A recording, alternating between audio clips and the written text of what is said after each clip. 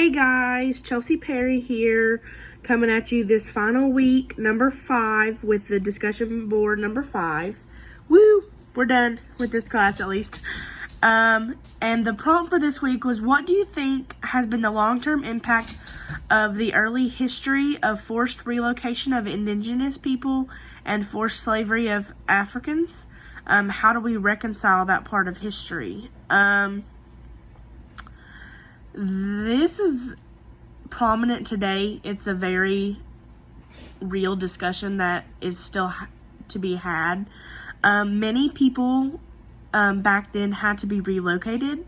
Some went willingly to the camps where they have their new homes and stuff like that, and then some were literally forced out of their homes that they had for generations upon generations. And then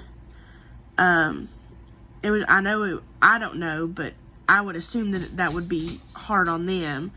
And then the slavery to African American people, it just absolutely breaks my heart that we, as the United States, felt that we were superior to any other nation.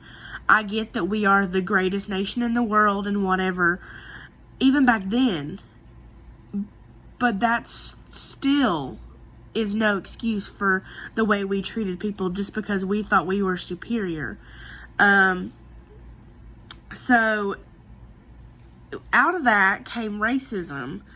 Out of all those problems came racism. Like, you have racism against African Americans still to this day. It's improved greatly with civil rights, with all the civil rights movements, but it still is a prominent thing that people are like, no, but you still have a whole bunch of people who are like one of my best friends is black, and I know there's been countless times that we get followed wherever we go to hang out in like a mall or something because he's black and people think he's gonna steal or whatever, and it's just not right. Like, he's the sweetest person you'll ever meet, and he doesn't have a mean bone in his body.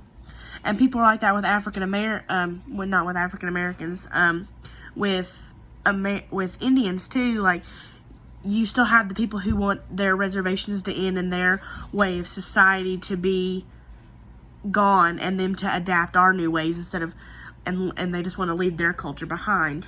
So as far as how we can reconcile that part of history, we can erase history. Everything that we have done up until this point has made us who we are. So we can't change history. All we can do is apologize, and we can learn from it so we don't make the same mistakes.